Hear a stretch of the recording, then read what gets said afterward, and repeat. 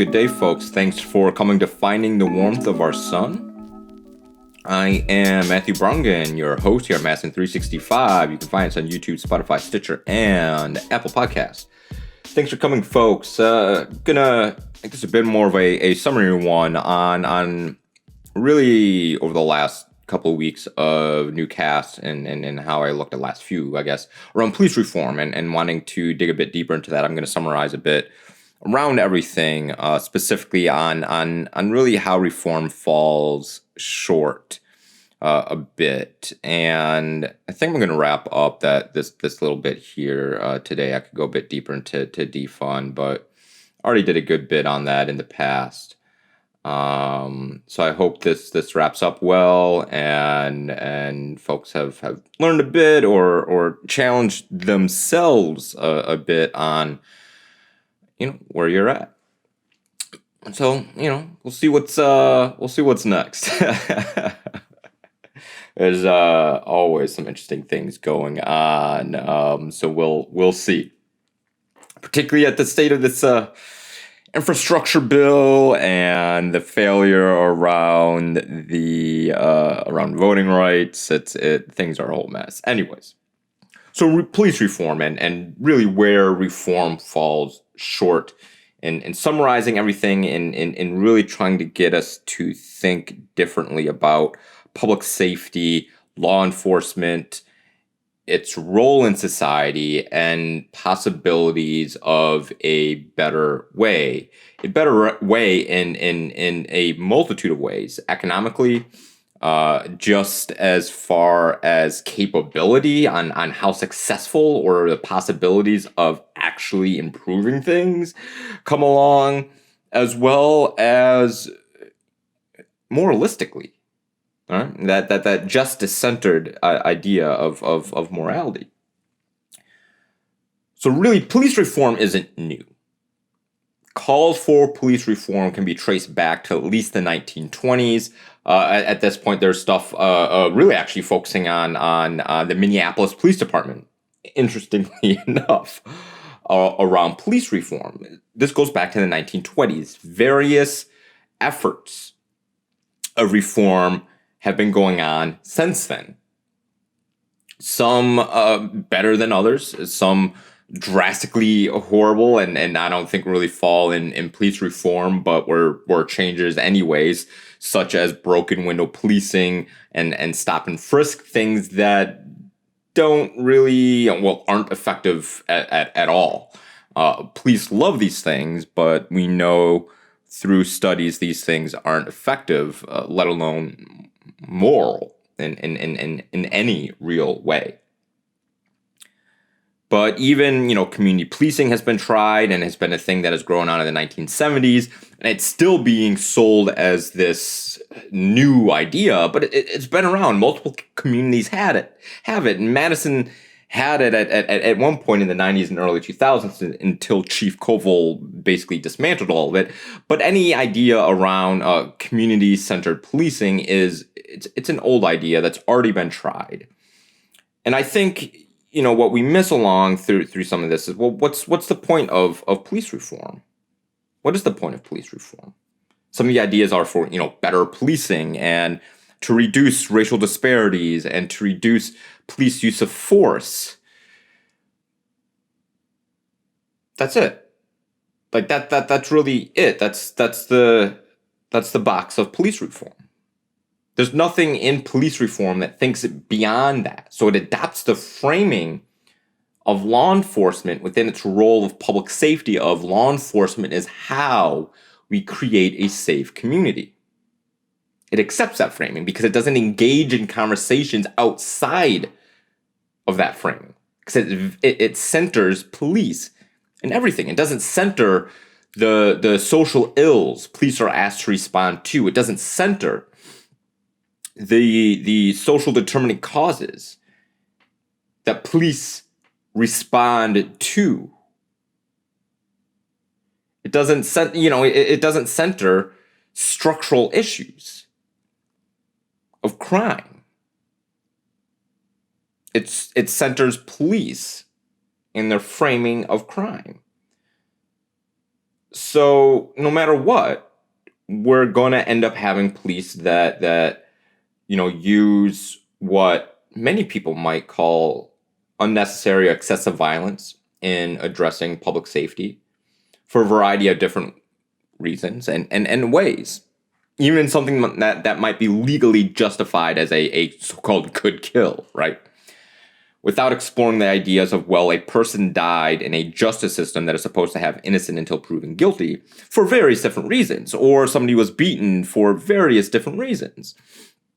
But it's perpetually justified because the people they are accosting this violence upon is seen as a criminal class.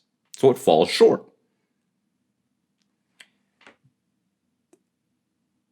But the dangers of this is particularly with the culture and mentality of police. It falls short because it doesn't address that. It says, well, we need to change the warrior training, but that also implies that police were, again, were good before that, as well as, again, accepting the framing of police and their role in public safety and creating a safer community. Again, this is actually an interesting aspect around critical race theory, which doesn't concern itself with individuals. Now, it doesn't say individuals don't matter when it comes to race and racism, but doesn't concern itself with individuals, as it concerns itself more so with institutions and social determinants of our social ills and aspects to it, like how the law is used to reinforce a racist status quo, or a racial status quo, or to enforce the color line. And law enforcement is part of the enforcement of these laws. So this idea of addressing the warrior culture is going to fall short because, again, it doesn't get to the underlying cause, particularly when we think about the history of police in this country and where they originated from and how these ideas started to perpetuate and operate, particularly that of the criminal underclass, which is often looked at as brown and black people. But again, this warrior culture today is pervasive. Reform doesn't address this. Well, you can say demilitarized, but again, it doesn't address this thin blue line mentality that they're holding. Because again, it accepts the framing of a criminal class, so we need a law enforcement class to directly combat this criminal class. That warrior mentality will always be there. It's something. It's really an interesting mentality. It doesn't address other cultural issues, particularly when it comes to upholding that color line. And we saw this even within January 6th, and how the Fraternal Order of Police is tepidly supporting the officers that were accosted during January 6th.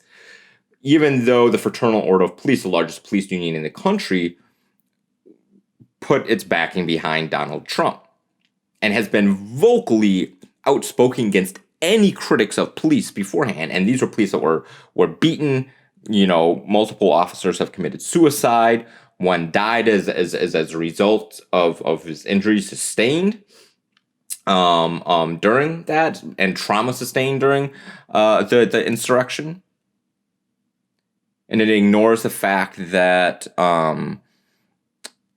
former and current police officers were in the crowd that were attempting the coup. But these folks, and we know this through testimony and even video evidence, were asking these officers, the Capitol Police officers, why weren't they joining them? Again, the color line. Trump is part of this color line of maintaining or upholding the racial order in this country. And they were curious and wondering, they expected the police officers to join their side explicitly because law enforcement has been here to uphold the color line, as well as class line, I might add. But, the color line is important here. This culture, particularly of upholding the color line at all costs, is pervasive, as well as this renegade mentality and militaristic mentality is pervasive across the country. The NYPD violently instituted a curfew, and I'm blanking on the park right now, of They set a curfew in a park. This was after New York Pride said we don't want police officers in Pride Parade, and this was seen as a retaliatory effort upon police because it's within an area of New York that has a lot of queer history to it, and they violently instituted this curfew and treated those that were out past curfew hours as rioters by putting on riot gear, and in fact instituted the curfew time before curfew even was supposed to set in. These were, NYPD basically went renegade in the city of New York. LAPD and LA County officers are rife with police gangs and where they get marks for they create be it marks on their badges or other ways to recognize and gain status when they kill other people. Police are rebelling against the idea of mandated vaccines. They rebel against the idea that of many times of any form of accountability. And we see this multiple times when officers are attempted to be held accountable. A lot of rank and file members rebel against that. Such as, we saw people resign from specialized units when a member of their unit was attempted to be held accountable for their actions. This has happened across the country.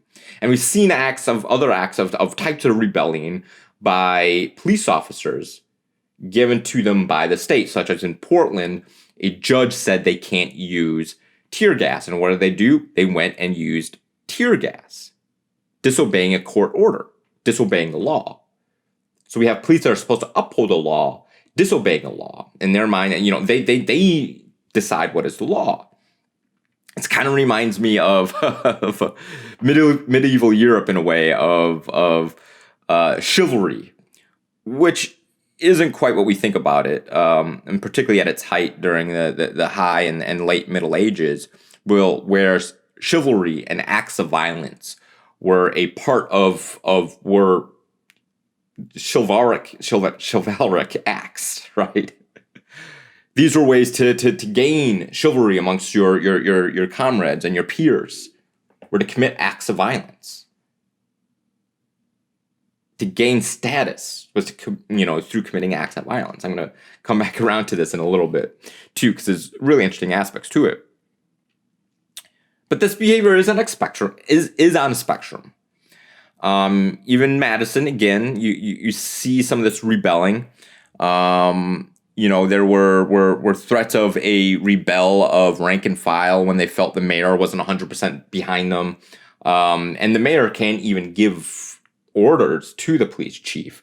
They operate pretty independently outside of the police and fire commission, as well as the purse strings that the city holds or the department. But when it comes to giving an order to the police chief, the mayor can't do that. Now, the Common Council can give a lawful order through a resolution or an ordinance, but the mayor can't and has very little oversight over the police department. So again, this ability to almost effectively be a independent and renegade force from executive and really almost the legislative branch at times too is really there. And you see similar things across the country. So this idea, this behavior is on a spectrum. Some departments and some folks, far deeper into it than others, but it's there. You'll find it across the country in almost every department. Even the ones that claim they're reform will push back hard on things that are reform efforts. The most basic aspects of reform efforts, there's pushback at every single way to implement accountability. There's pushback. Even in the most progressive places, Madison, one of them. I was part of legit reform efforts, not defund, but reform efforts. And there was, pushback in every single way. Every single way.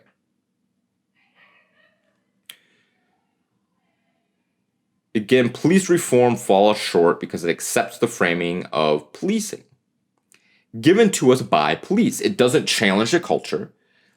the detachment from the rest of society. It doesn't change their outlaw mentality when it looks for checkbox solutions. This mentality is built within the training of every department, of every recruit. They are awash within it. This warrior mentality, this thin blue line mentality, this upholding an order mentality, that they are righteous and justified in how they act and behave. There are very few things that you will see them speak out against. George Floyd's murder was one of the few things that that many, not all, and I don't even know if most, but there was a sizable percentage of law enforcement that was taken aback by it. But every single thing within law enforcement leads to something like that happening. They're not putting in place measures that prevent somebody from getting to that place, particularly when it comes to culture and mentality. And some of it is, again, there's a detachment from the rest of society. This thin blue line between order and chaos that they believe themselves to be a part of. It's a warrior at its root mentality. And this is a bit why I brought up medieval Europe. Because it is something that you see within, or something similar. You know, it's a loose analogy of the knights of particularly high and late medieval Europe. Something that this reminded me of, and pardon me, because I've just been reading about medieval Europe and learning about it too. In other ways, it's fascinating and it's interesting because you can see a lot of the roots and maybe seeds or soil is a better analogy here to some of the philosophies and mentalities and operational things that we see today coming from its roots in Europe, right? These are colonial aspects of things, and colonialism grew out of medieval Europe. It wasn't a modern invention, it was a medieval invention. A very medieval invention, and police operate out of this colonial mentality. But there's these things during the organizations or groups of knights called free companies that really rose to prominence during the 100 Years' War. They were, particularly in France, called routiers. I believe I'm pronouncing that right. I don't know French, but I believe I'm pronouncing that right. They acted independently of any government, or any, I should say, of ruler. At this point, the European states, or I should say post-Roman European states, because Rome was a state, were starting to form in real ways. Medieval Europe, and particularly early medieval Europe, was oddly structured. Many places lacking a real state, and or something that we might recognize as a state. I'm distracting myself here. I find it fascinating. Anyways, but these routiers would be employed by either British or the French side, or French king or the British king or British crown or French crown, however you want to think of it, because the nationalities weren't quite established of British or French nationalities.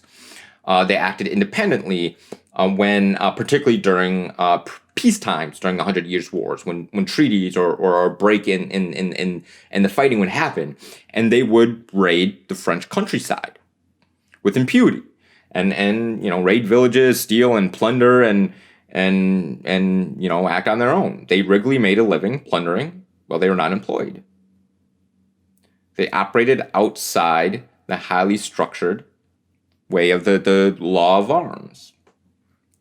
And in a lot of ways, our police plunder. They fund their coffers with asset forfeiture, act many times of their own accord, and increasingly so, particularly when they don't feel that a city or a state, our government, is representing them in the way or asking them to behave in a way that they want to behave.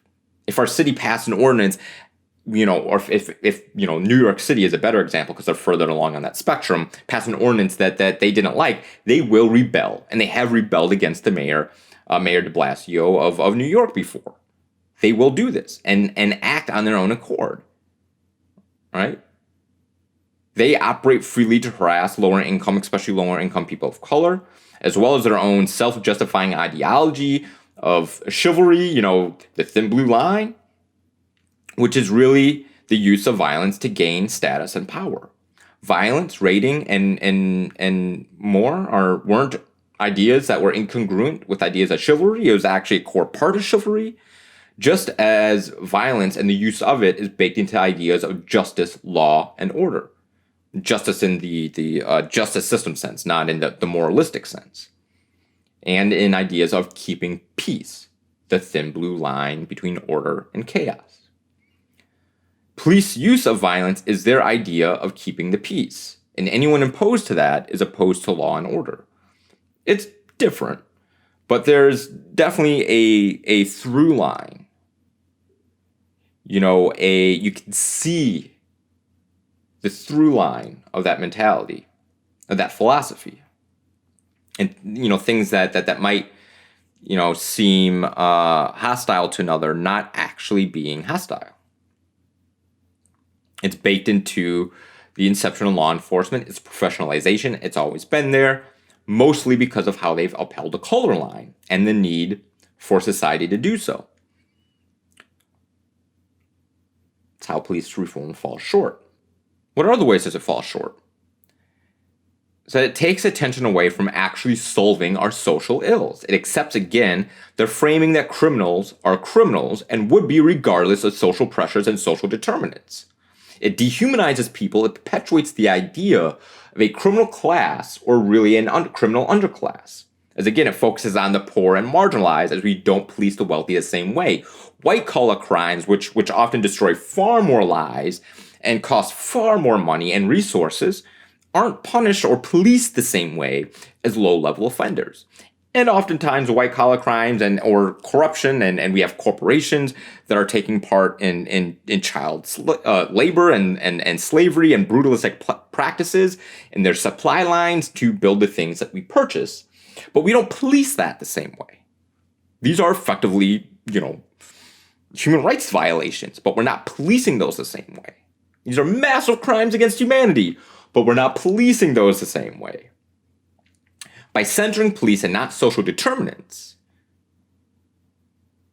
right, we miss the mark on addressing our social ills. Basically, we have a breaking contract between the state and those who reside within it. We are existing within a failing state. There are people who reject the idea of social determinants based mostly upon their conservative idea of personal responsibility, which is an idea that falls far short of being universally applied within themselves. It's funny who personal responsibility applies to and who it doesn't, and when it applies and when it doesn't. Topic for another time. But it also ignores well the multitude of data and the depth of the science about social determinants.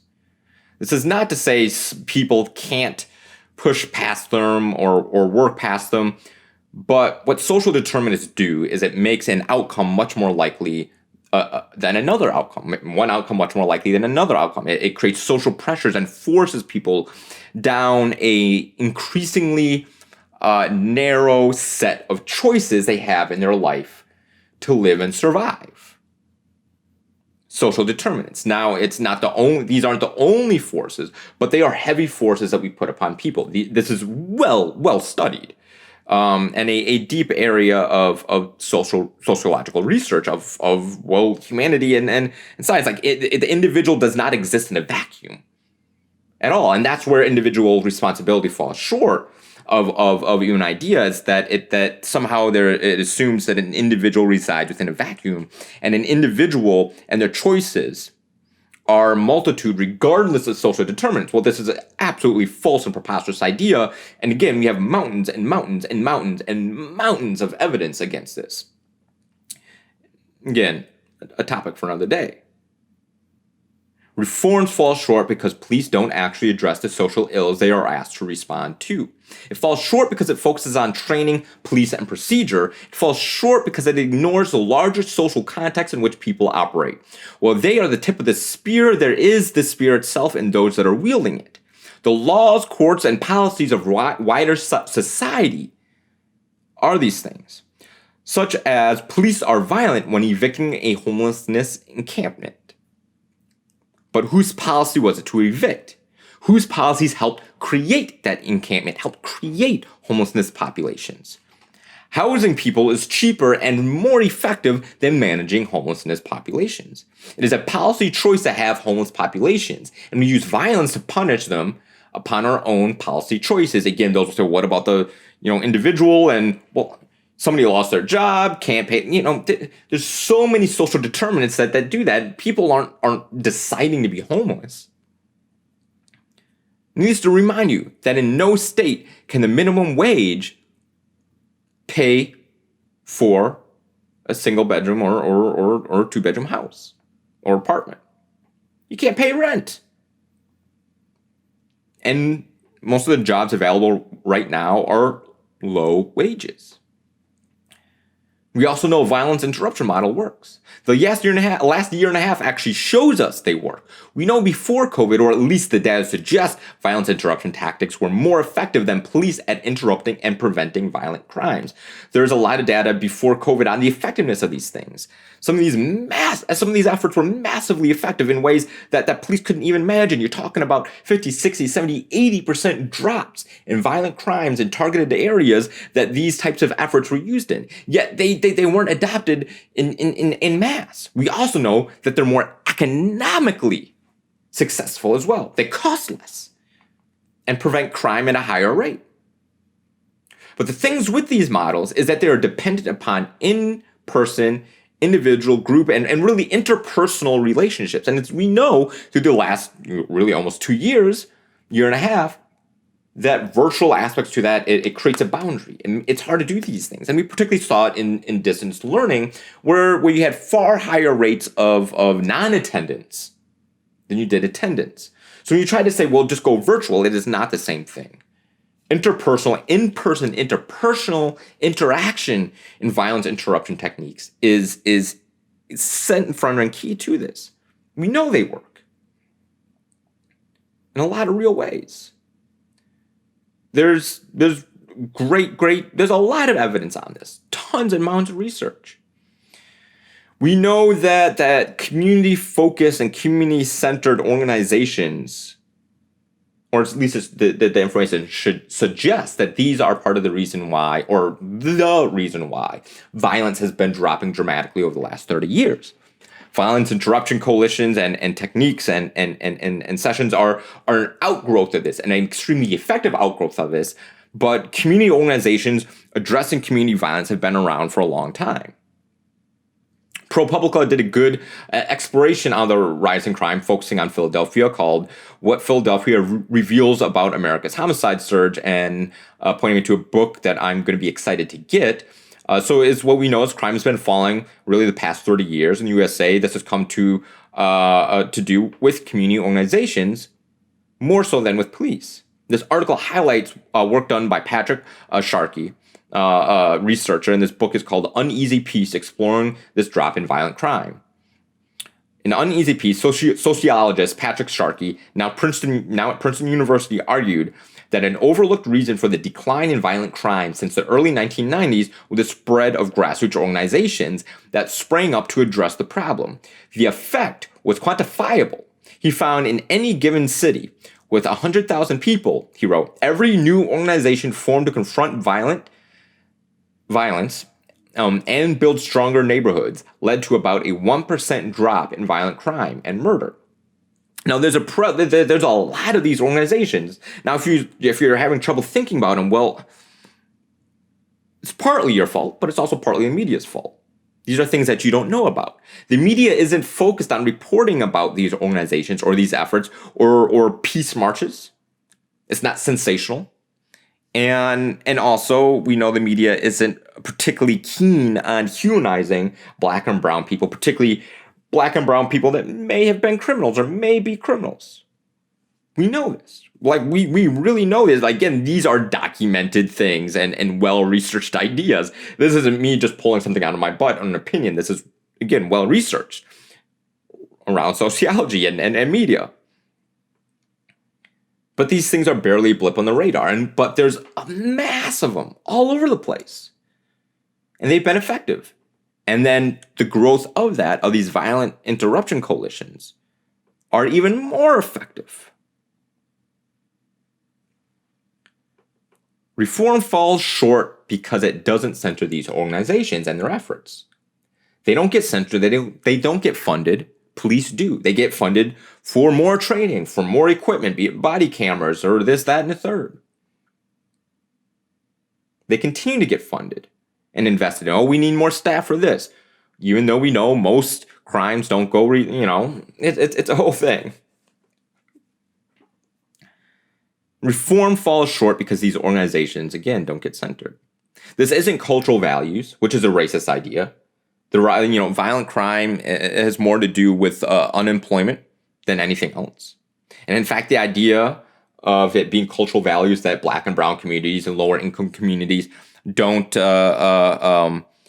value the same things as other communities is quite racist and also classist. I mean, beyond the fact that a lot of these same people are going to go around and support the military-industrial complex and war and state violence. And so they act like they don't support violence on one hand. On the other hand, they very much support a type of violence. So these same folks that talk about cultural ideas of violence in education are supporting violence. Additionally, we know through multiple studies, Black and brown families, hold education to a higher, hold college and high school graduation and as strong values. And in fact, higher than other races. Black fathers are more involved in their children's lives than other racial subgroups. But again, we talk about, broken families when that isn't necessarily the case, or at least in the same way that we like to think about it. Upholding education and hard work. These are things that we know through sociological studies. These myths and ideas that poor Black people don't uphold these things is a lie. It's a myth the data doesn't support, and the people that are holding on to it are effectively perpetuating a lie and a myth that grew out of the lost cause. So congratulations, you're spreading neo-Confederate propaganda.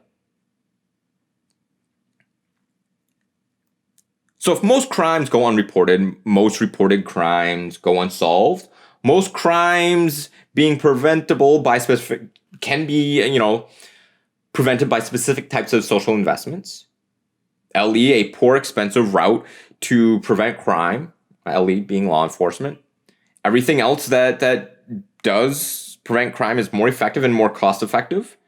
And most things police respond to, like 90% of calls, aren't crimes. Again, most crimes go unreported. Most reported crimes go unsolved. Most crimes are preventable by specific types of social investments. Law enforcement is a poor and expensive route to prevent crime. Everything else that does is more effective and more cost effective. And most things police respond to aren't crimes. What are we doing? That is it for this week. Thanks for coming to Finding the Warmth of Our Sun. I'm Matthew Browngan, your host here at Madison 365. You can find us on YouTube, Spotify, Stitcher, and Apple Podcasts. Please hit subscribe, share, all that fun jazz. Mask up, and if you're not vaccinated, get vaccinated. Thanks for coming, folks, and have yourselves a good week.